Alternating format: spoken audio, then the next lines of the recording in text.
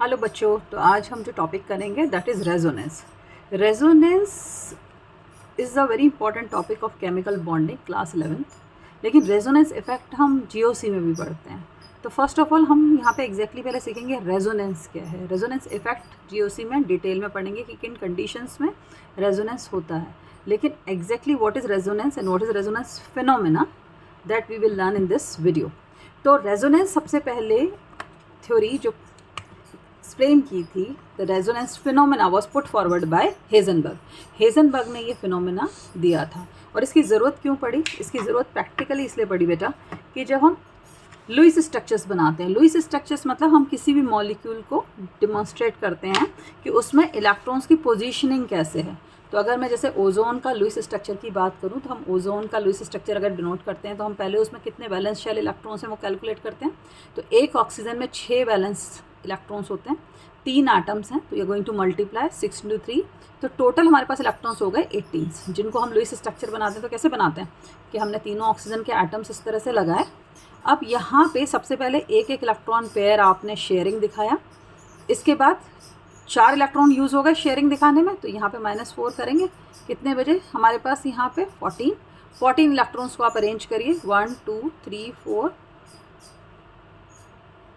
5 6 7 8 9 10 11 12 13 and 14। ठीक है, तो ये इस तरह से हम लुईस स्ट्रक्चर बनाते हैं कि अब कुछ देखो कि क्या सारे ऑक्टेट्स पूरे हो गए। तो नहीं, यहाँ पे इस वाली ऑक्सीजन का जो मिडिल ऑक्सीजन है, ऑक्सीजन का जो एटम नंबर 1 है, ये 2 है, ये 3 है, तो 1 के जो ऑक्टेट के इलेक्ट्रॉन्स हैं वो पूरे नहीं हुए। तो इस इलेक्ट्रॉन पेयर को यहाँ से ये वाले इलेक्ट्रॉन पेयर को आप शिफ्ट कर दीजिए इधर। तो now the structure will be like this कि आपका यहाँ पे हो गए 4 इलेक्ट्रॉन्स, 2 इलेक्ट्रॉन पेयर यहाँ पे शेयरिंग हो गई। इस वाले ऑक्सीजन पे 2 इलेक्ट्रॉन्स पेयर बचे, इधर वाले ऑक्सीजन पे 6 इलेक्ट्रॉन्स बचे। ठीक है, तो ये हमने इसका लुईस स्ट्रक्चर बनाया। अब हम इस पर चार्ज लगाएंगे। चार्ज कैसे लगाते हैं? फॉर्मल चार्ज निकालने का तरीका आपको पता होगा। फॉर्मल चार्ज निकालते हैं valence electrons minus lone pair electrons half shared pair electrons. तो अगर आप ऑक्सीजन 1, ऑक्सीजन 2, ऑक्सीजन 3 लेके चल रहे हैं, तो ऑक्सीजन 1 पे कितना चार्ज आएगा? वैलेंस इलेक्ट्रॉन हो गए ऑक्सीजन 1 पे वैलेंस इलेक्ट्रॉन 6, शेयर्ड पेयर हमारे पास लोन पेयर हो गए हमारे पास 4, शेयर्ड पेयर हो गए 4 डिवाइडेड बाई 2, क्योंकि 1/2 लेना है ना इसका, तो यहाँ पे डिवाइडेड बाई 2, तो 6 -4 -2, तो यहाँ पे कितना आया? -6, यानी कि 0।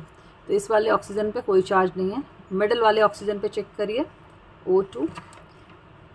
तो यहाँ मैं आपको जल्दी से ना लुईस स्ट्रक्चर और फॉर्मल चार्ज कैसे कैलकुलेट करना है वो बता रही हूँ, जिससे फिर हम आगे मूव ऑन कर सकें। यहाँ पे 6 वैलेंस इलेक्ट्रॉन्स हो गए, लोन पेयर इलेक्ट्रॉन्स 2 हैं आपके पास, बॉन्ड पेयर इलेक्ट्रॉन्स 6 हैं। तो 1/2 × 6, तो कितना आया? 6 -2 -3 तो यहाँ पे +1 चार्ज आ गया। 3 - 2 +1, तो यहाँ पे हमारे पास एक +1 चार्ज है। और यहाँ पे अगर हम कैलकुलेट करेंगे तो ऑक्सीजन 3 पे हम अगर हम निकालें, तो ऑक्सीजन 3 पे आपके 6 valence electrons minus lone pair कितने हैं? 6 हैं, हाफ बॉन्ड पेयर कितने हैं? 2। तो यहाँ पे कितना चार्ज आया आपका? -6 एंड -6 -7, और यहाँ पे +6 था, तो ये -1 आया। तो यहाँ पे चार्ज हो गया हमारा -1। तो इस तरह से हमने एक लुईस स्ट्रक्चर ड्रॉ किया। अब ये लुईस स्ट्रक्चर ऑक्सीजन के आपने एक लुईस स्ट्रक्चर बनाया। अब इस लुईस स्ट्रक्चर में ये एक सिंगल बॉन्ड है ऑक्सीजन का, यहाँ पे 2 डबल बॉन्ड हैं ऑक्सीजन के, और यहाँ पे एक इलेक्ट्रॉन लोन पेयर है इस ऑक्सीजन के ऊपर।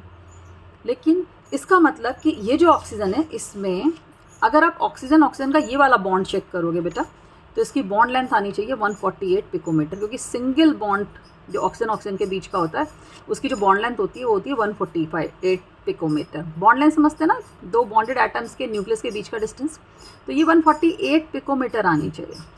और यहाँ वाले क्योंकि ये डबल बॉन्ड्स हैं, ऑक्सीजन और ऑक्सीजन के बीच में ये डबल बॉन्ड्स हैं, ये आनी चाहिए आपकी 121 पिकोमीटर, राइट।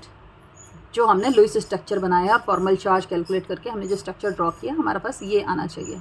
बट एक्सपेरिमेंटली जब आप इसको चेक करोगे, experimentally when you are checking it, you will be getting कि ये जो बॉन्ड लेंथ है ये आती है 120 128 पिकोमीटर। कितना आता है? 128 पिकोमीटर, और वो भी दोनों बॉन्ड्स का, यानी कि ये वाला बॉन्ड ऑक्सीजन का और ये वाला बॉन्ड, यानी कि ऑक्सीजन 1 से 2 का और 2 से 3 के बीच में दोनों जो बॉन्ड्स हैं ये 128 पिकोमीटर के आते हैं। अब ऐसा क्यों होता है, इसी कॉन्सेप्ट को समझने के लिए हमें किस चीज़ की ज़रूरत है? That is a resonance concept. Okay, तो रेजोनेंस हमें यहाँ से एक्सप्लेन करता है कि ऐसा क्यों हो रहा है। तो रेजोनेंस क्या है कि whenever a single Lewis structure can not describe all the properties of the molecule. All the properties of the molecule, हमने अब बॉन्ड लेंथ कैलकुलेट की, तो हमारे पास जो हमने स्ट्रक्चर बनाया था उसके हिसाब से एक ऑक्सीजन और दूसरे ऑक्सीजन के बीच की बॉन्ड लेंथ आनी चाहिए थी 121, दूसरी आनी चाहिए थी 148 जो सिंगल बॉन्ड है, लेकिन ऐसा नहीं होता है ना। तो जो एक्सपेरिमेंटली हमारे पास वो बॉन्ड लेंथ आ रही है वो आ रही है 128। तो whenever a single Lewis structure can not describe all the properties of the molecule, a number of structure with the similar energy, position of nuclei, bonding and non bonding pair of electrons are written to describe all the properties. तो अब ozone का केवल एक structure, जैसे ये वाला structure जो है ये इसकी प्रॉपर्टीज़ नहीं बता रहा, बॉन्ड लेंथ में ही प्रॉब्लम है, तो बाकी जो प्रॉपर्टीज़ हैं वो भी वेरी कर जाएंगी। तो अगर हम इसमें इलेक्ट्रॉन्स का मूवमेंट दूसरे डायरेक्शन में दिखाएं कि यहाँ पे इस ऑक्सीजन और इस ऑक्सीजन के बीच में डबल बॉन्ड था, ऑक्सीजन 1 और 2 के बीच में जो डबल बॉन्ड था उसकी जगह हम 2 और 3 के बीच में दिखा रहे हैं, ठीक है। तो इस तरह से ये लुईस स्ट्रक्चर और ये लुईस स्ट्रक्चर दोनों में हम ये मान रहे हैं कि इधर बॉन्ड डबल बॉन्ड इधर है और इधर है, लेकिन इन दोनों में से कोई भी स्ट्रक्चर एग्जैक्टली प्रॉपर्टीज़ नहीं बता रहा है उस मॉलिक्यूल की। तो हम ये मानते हैं कि जो एग्जैक्ट सही स्ट्रक्चर है वो इन दोनों लुईस स्ट्रक्चर के बीच का स्ट्रक्चर है, जिसे बोलते हैं हाइब्रिड स्ट्रक्चर। ये दोनों स्ट्रक्चर जो हैं इनको कहेंगे कैनोनिकल फॉर्म। जब आप किसी मॉलिक्यूल को एक से ज़्यादा लुईस स्ट्रक्चर से डिनोट करते हो तो वो जितनी भी स्ट्रक्चर्स आप बना रहे हो they are called canonical forms, right, they are called canonical forms. जब आप किसी भी मॉलिक्यूल को एक से ज़्यादा लुईस स्ट्रक्चर से डिनोट करते हो तो उसको हम बोलते हैं कैनोनिकल फॉर्म्स। और एग्जैक्ट प्रॉपर्टीज़ जो है मॉलिक्यूल की वो ये मानते हैं कि जब इन कैनोनिकल फॉर्म को सुपर इम्पोज कर दोगे तो जो स्ट्रक्चर बनता है उसको हम कहते हैं हाइब्रिड स्ट्रक्चर ऑफ मॉलिक्यूल।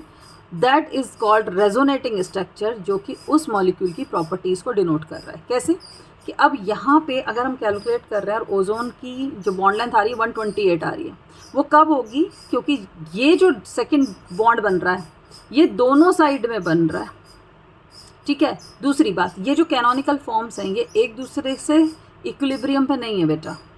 ऐसा नहीं है कि मॉलिक्यूल एक बार इस वाली स्टेट में है और एक बार इस वाली पोजीशन को शो कर रहा है। इन दोनों के बीच में हाइब्रिड की हम बात करते हैं तो ये जो स्ट्रक्चर है ये इन दोनों कैनोनिकल फॉर्म्स के सुपर इम्पोजिशन से बना है। मतलब मैं कह सकते हैं कि ये वाले ऑक्सीजन के बीच में भी डबल बॉन्ड है, ये वाले ऑक्सीजन के बीच में भी डबल बॉन्ड है, और ये डबल बॉन्ड के जो इलेक्ट्रॉन्स हैं ये इधर से उधर लोकलाइज हो रहे हैं, ठीक है। तो डबल बॉन्ड इधर भी है, डबल बॉन्ड इधर भी है, और वो मिड का है, यानी single bond and double bond के बीच में, तो उसकी कैलकुलेशन आ रही है 128। तो the actual structure is in between all these contributing structure and is known as resonance hybrid. कि हम ये मानते हैं कि जो मॉलिक्यूल है इसकी जो एग्जैक्ट प्रॉपर्टी हैं वो एक इन दोनों लुईस स्ट्रक्चर के बीच में जो हाइब्रिड स्ट्रक्चर बनेगा वो प्रॉपर्टीज़ उस स्ट्रक्चर से शो होती हैं, और वही एग्जैक्टली स्ट्रक्चर है मॉलिक्यूल का। Resonance hybrid is the exact structure of molecule. ये जो कैनोनिकल फॉर्म्स हैं ये किसी भी मॉलिक्यूल के एग्जैक्ट स्ट्रक्चर को शो नहीं करती, है ना। तो इस फिनोमेना को रेजोनेंस कहते हैं। So what is resonance? The resonance, whenever a single Lewis structure cannot describe all the properties of the molecule, the number of structure with similar energy, position of nuclei, bonding and non-bonding pair of electrons are written to describe all these properties. This phenomena is called resonance, right? अब जितने भी Lewis structure आप बना रहे हो properties को show करने के लिए different individual, they are called canonical structure. अब आते हैं नेक्स्ट चीज़ पे, rules for writing resonating structure. Number 1, all the contributing structure position of atom should be the same.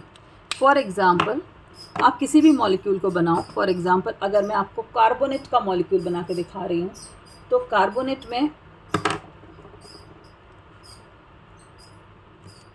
Carbon oxygen के 3, तो मैंने कार्बोनेट के 3 स्ट्रक्चर्स बनाने हैं, 2 लुईस स्ट्रक्चर और एक रेजोनेटिंग स्ट्रक्चर तो यहाँ पे कार्बन पे आप देखो 4 इलेक्ट्रॉन्स होते हैं और ऑक्सीजन पे लुईस स्ट्रक्चर का तो हमने पहले भी बताया कैसे कैलकुलेट करना है।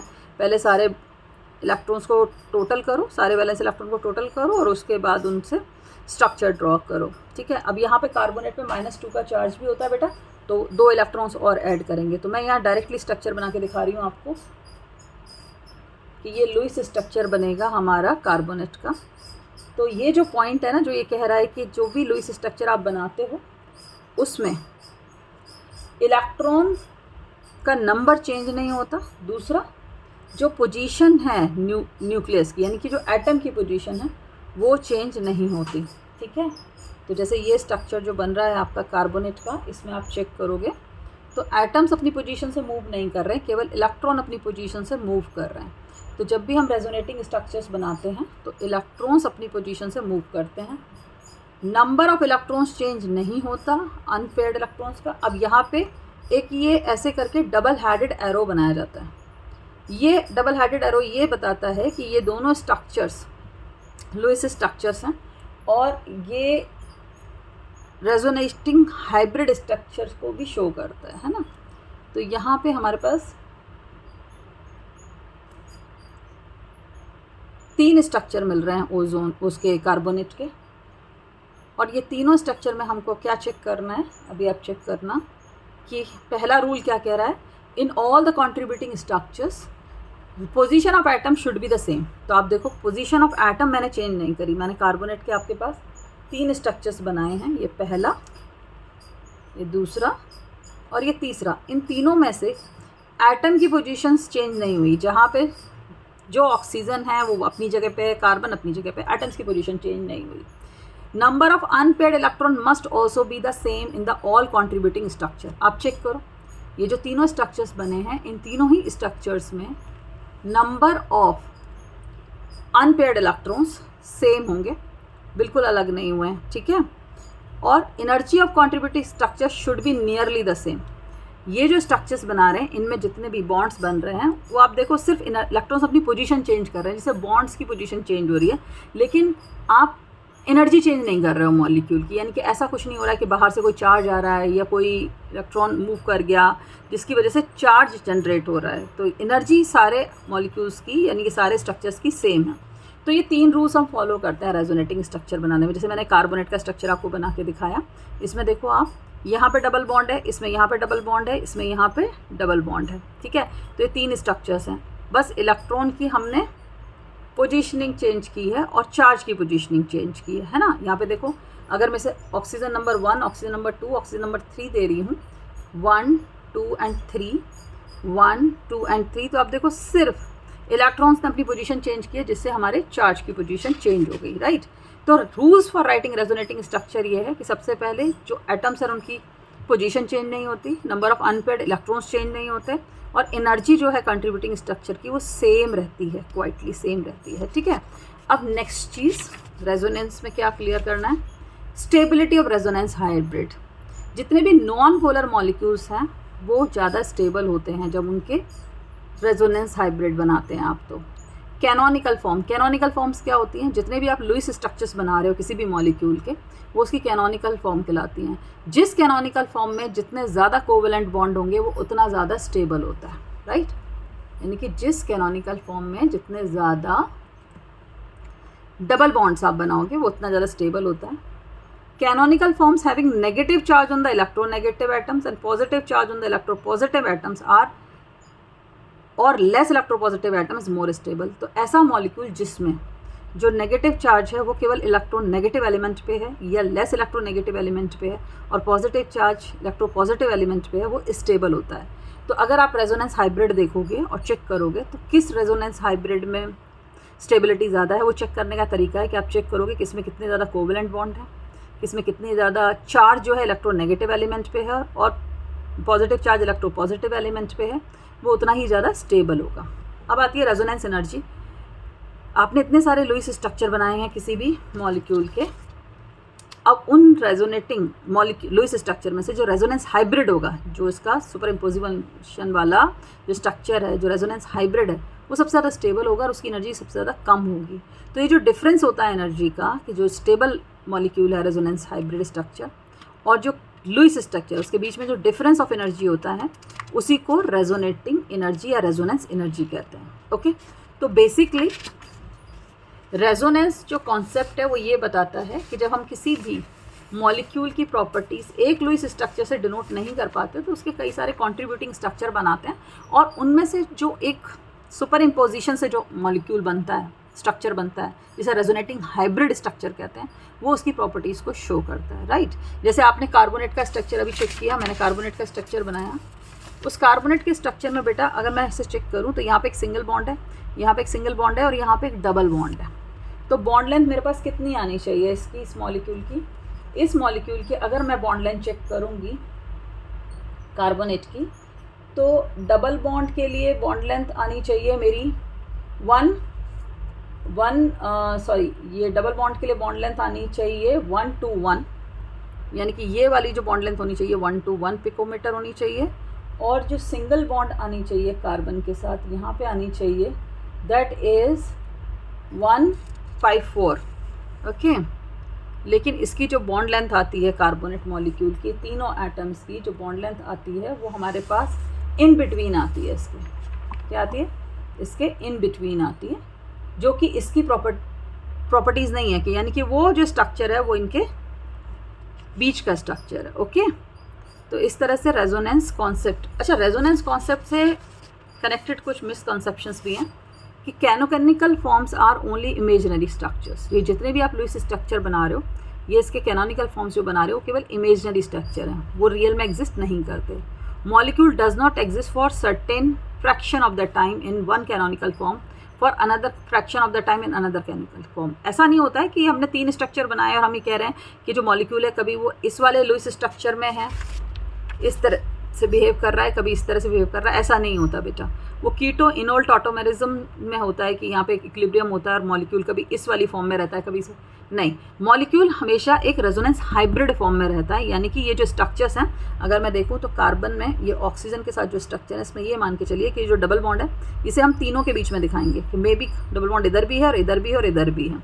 तो कार्बोनेट का स्ट्रक्चर का ये जो रेजोनेंस हाइब्रिड है वो इस तरह से बनेगा कि जो डबल बॉन्ड है ये तीनों ही ऑक्सीजन के बीच में फ्लोट कर रहा है और ये इस तरह से एक हाइब्रिड स्ट्रक्चर है। ठीक है, तो resonance is a concept which shows us the stability of molecule and how the properties of the molecules related to the structure, क्योंकि अकेला कोई लुईस स्ट्रक्चर उस मॉलिक्यूल की प्रॉपर्टीज़ को नहीं बता सकता। अदर एग्जाम्पल रेजोनेंस इफेक्ट को हम दूसरे वीडियो में कवर करेंगे कि किस तरह की कंडीशंस में रेजोनेंस होता है, किस तरह से इलेक्ट्रॉन्स फ्लोट करते हैं, पाई इलेक्ट्रॉन्स अपनी जगह से दूसरी जगह फ्लोट करते हैं और रेजोनेंस टेक प्लेस करता है। ओके, तो थैंक यू सो मच। ये कॉन्सेप्ट अभी आप इतना ही डेफिनेशन के साथ लर्न करिए और एग्जाम्पल समझिए। Thank you so much children.